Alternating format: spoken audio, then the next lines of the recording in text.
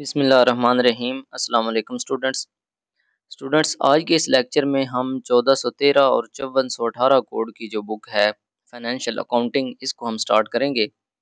और ये बुक अल्लामा Iqbal open university की तरफ से बीएस, बीकॉम और एडीसी जैसे मुख्तलिफ प्रोग्राम्स के लिए पढ़ाई जाती है। तो आज से हम इस बुक की एक कंप्लीट लेक्चर सीरीज़ जो है वो स्टार्ट करने जा रहे हैं। अच्छा, बुक स्टार्ट करने से पहले मैं आपको एक दो चीज़ें जो है वो समझा देना चाहता हूँ कि आपने इस बुक को कैसे पढ़ना है। इसको रट्टा लगाने की बिल्कुल कोशिश नहीं करनी, चीज़ों को मेमोराइज़ करने की कोशिश नहीं करनी, सिर्फ़ उनको समझना है। की कंसेप्ट लेना है, मैं आपको पॉइंट्स बनवाता जाऊँगा, चीज़ें जो है ना वो आसान अल्फाज में मैं एक्सप्लेन करता जाऊँगा, उनके आपने पॉइंट्स बना लेने हैं, उनको बस ज़हन में आपने रख लेना है। उसी स्केच को यूज़ करके आप पेपर में लिख पाएँगे। अगर आप इसको याद करने की कोशिश करेंगे, तो बिल्कुल याद नहीं होगी। तो इसलिए कोशिश करनी है, जो चीज़ आपको पढ़ाई जाए, समझाई जाए, उसको अच्छे तरीके से आप रिसीव करें, उसको समझें, प्रैक्टिस करें। इंशाअल्लाह ये बुक आपको मुश्किल नहीं लगेगी। लेकिन अगर आपने इसको रट्टे लगाने की कोशिश की तो फिर ये बुक आपकी समझ में नहीं आएगी। कितना को आप याद कर लेंगे, 9 चैप्टर्स हैं। तो आज के इस लेक्चर में हम यूनिट नंबर 1 इसका स्टार्ट करेंगे, अकाउंटिंग इन बिज़नेस। अच्छा, इसके अंदर अकाउंटिंग की डेफिनेशंस होंगी और इंट्रोडक्शन वगैरह होगा। सबसे पहले ये इंट्रोडक्शन, इसको पढ़ने की ज़रूरत नहीं है, इसमें उसने थोड़ा बहुत बताया है कि अकाउंटिंग क्यों हम पढ़ रहे हैं। ये सारी चीज़ें आगे आ रही हैं, यहाँ पे पढ़ें। डेफिनेशन ऑफ अकाउंटिंग, अकाउंटिंग की तारीफ क्या होती है। और ये बड़ा अहम सवाल है, पेपर के अंदर अक्सर आया होता है, what is accounting, explain accounting. तो साथ उसके और भी कुछ पेपर का पार्ट होता है, इस क्वेश्चन का पार्ट, इसी चैप्टर में से कुछ और भी चीज़ें वो साथ शामिल करता है। वो आहिस्ता आहिस्ता हम आगे जो है ना 1 बाय 1 डिस्कस करते हैं। सबसे पहला क्वेश्चन तो यही अराइज होता है ना कि अकाउंटिंग होती क्या है। अच्छा जी, यहाँ से इसकी डेफिनेशन स्टार्ट है। The accounting is a process. ऊपर उसने बताया है कि इसके डिफरेंट प्रोफेशनल्स ने, डिफरेंट स्कॉलर्स ने मुख्तलिफ तारीफ़ें इसकी की हैं, लेकिन जो वर्ल्ड इंसाइक्लोपीडिया है ना ब्रिटानिका, उसने इसकी डेफिनेशन यूँ की है। The accounting is a process of recording, classifying, summarising and interpreting the business transactions which can be measured in financial terms with the objectives to promote financial and administrative disciplines in the business organisations. अच्छा, accounting जो है वो एक अमल है, एक निज़ाम है, एक process है।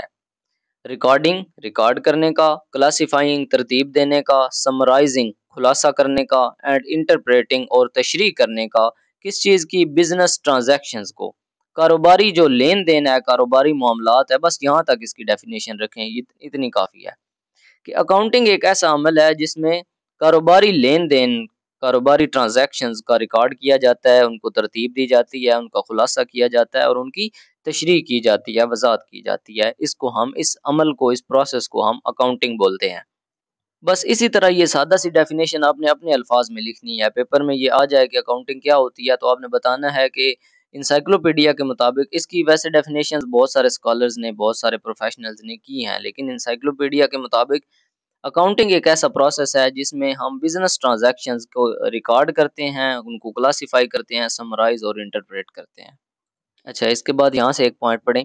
The major focus is over the transactions which are measured in financial terms. अच्छा, जो इसकी ट्रांजैक्शंस होती हैं ना, वो पैसों में नापी जा सकती हैं। फाइनेंशियल टर्म्स मतलब इनकम के अंदर, मनी के अंदर, पैसों के अंदर, करेंसी आप कह सकते हैं। Which can be related with monetary consideration. Monetary मतलब पैसों के अंदर जो नापी जाती हैं, वही ट्रांजैक्शंस फोकस में होती हैं। मतलब इसमें वही लेन देन रिकॉर्ड किया जाता है जिनकी मालियत पैसों में नापी जा सकती हो। In accounting no business event can be considered as transaction until it is related with the prevailing currency। मतलब जब तक कोई वाकया पैसे से ना जुड़ा हो, करेंसी से ना जुड़ा हो, उस वक्त तक उसको ट्रांजैक्शन हम नहीं कह सकते। अकाउंटिंग के अंदर वो ट्रांजैक्शन नहीं कहलाता जब तक वो पैसों से ना जुड़ा हो। Because the medium of recording the business transactions in accounting record is the currency amount. क्योंकि जो मीडियम ऑफ ट्रांजैक्शंस है बिजनेस ट्रांजैक्शंस के अंदर, रिकॉर्डिंग का जो मीडियम है, तरीका है, वो पैसे हैं, इनकम है, करेंसी है। करेंसी के अंदर हम उसको मेजर करते हैं। तो इसलिए जब तक कोई भी वाकया करेंसी से ना जुड़ा हो, उसको हम बिजनेस के अंदर ट्रांजैक्शन नहीं कह सकते। तो जितनी भी बिजनेस ट्रांजैक्शंस होती हैं, वही रिकॉर्ड की जाती हैं जो करेंसी से जुड़ी होती हैं। ये बात आपने याद रखनी है बस। इसके अंदर आपने सिर्फ ये 2 बातें याद रखनी। एक तो अकाउंटिंग होती क्या है, ये एक ऐसा प्रोसेस है जिसमें हम रिकॉर्डिंग, क्लासिफाइंग, समराइजिंग और इंटरप्रेटिंग करते हैं बिजनेस ट्रांजैक्शंस की। और बिजनेस ट्रांजैक्शंस वही इंक्लूड होती हैं जो फाइनेंशियल टर्म्स के अंदर हो, मतलब मॉनेटरी कंसिडरेशन हो, जिसके अंदर करेंसी से जुड़ी हो। क्योंकि medium of business transactions, medium of recording the business transactions क्या है, वो करेंसी है। अच्छा जी, इसके बाद नेक्स्ट है इम्पोर्टेंस ऑफ अकाउंटिंग, यानी अकाउंटिंग की अहमियत क्या होती है। Accounting is an information system. Accounting जो है वो एक मालूमाती निज़ाम है, इंफॉर्मेशन सिस्टम है, to which every person related to public or private business activities would like to know uh, intermittent reports about performance। अच्छा, ये एक ऐसा इंफॉर्मेशन सिस्टम है अकाउंटिंग जो है, जो कारोबार की कारकर्दगी के बारे में बताता है, मालूमात फराहम करता है, परफॉर्मेंस ऑफ द बिजनेस। ठीक है, ये हमें इंफॉर्मेशन देता है about the performance of business. बस इतना इसमें याद रखें इस पॉइंट में। Accounting provides economic information to the society. ये इकोनॉमिक इंफॉर्मेशन जो है ना, माशी मालूमात भी मुहैया करता है। इसके बाद है there are variety of user of accounting information about an enterprise. These may be classified as external users. These are described as under. अच्छा, अकाउंटिंग जो है ना, इसकी मालूमात को 2 बड़े यूजर्स के अंदर हम डिवाइड करते हैं, कैटेगराइज करते हैं। एक होता है एक्सटर्नल यूजर्स और दूसरे हैं इंटरनल यूजर्स। अब सबसे पहले हम एक्सटर्नल यूजर्स जो है ना वो डिस्कस करते हैं, यानी बैरूनी सार्फिन। एक्सटर्नल यूजर्स कौन से होते हैं? अच्छा, the external users are not usually directly involved in the affairs of an enterprise. ये वो अफराद या अदारे होते हैं, these users are the individuals और इंस्टीट्यूशंस, ये अदारे होते हैं या अफराद होते हैं जो डायरेक्टली कारोबार का हिस्सा नहीं होते, which directly are not a part of business या एंटरप्राइज, लेकिन वो उसमें दिलचस्पी रखते हैं। Such people comprise the shareholders. इन लोगों में शेयर होल्डर्स हो सकते हैं, लैंडर्स हो सकते हैं, कर्ज दहिंदगान, कर्ज देने वाले, ठीक है, क्रेडिटर्स हो सकते हैं, इसके बाद एनालिस्ट हो सकते हैं, सप्लायर्स हो सकते हैं, कस्टमर्स हो सकते हैं, रेगुलेटरी एजेंसीज हो सकती हैं, ठीक है।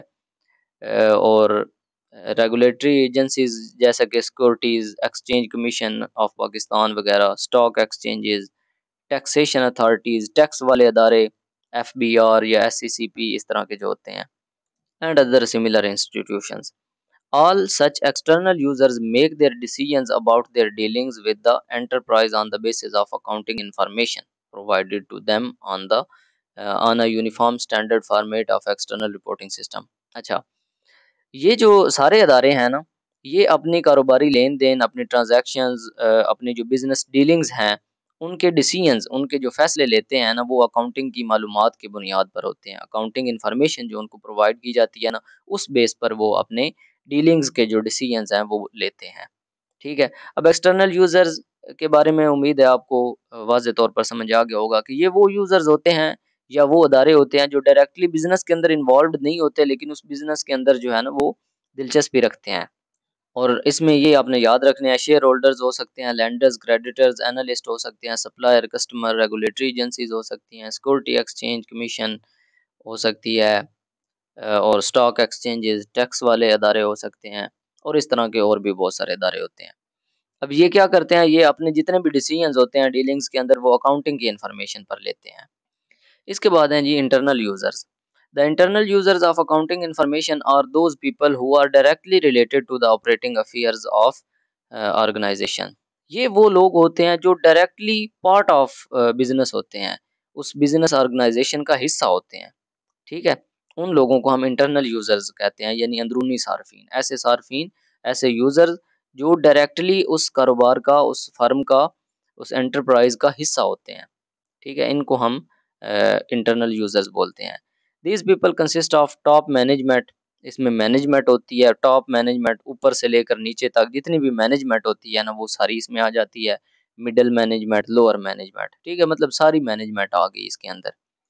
who take business decisions based on operating information provided to them from the accounting records। अच्छा, ये भी सारे अपने डिसीजंस जो होते हैं ना, वो इसी अकाउंटिंग इंफॉर्मेशन की बुनियाद पर लेते हैं। ये बात आपने याद रखनी है। बिसाइड्स द जनरल एम्प्लॉयज़, मुलाजमीन हो सकते हैं, ट्रेड यूनियंस, और उनकी जो यूनियंस हैं मुलाजमीन की and internal auditors are all interested to use accounting information for their benefits.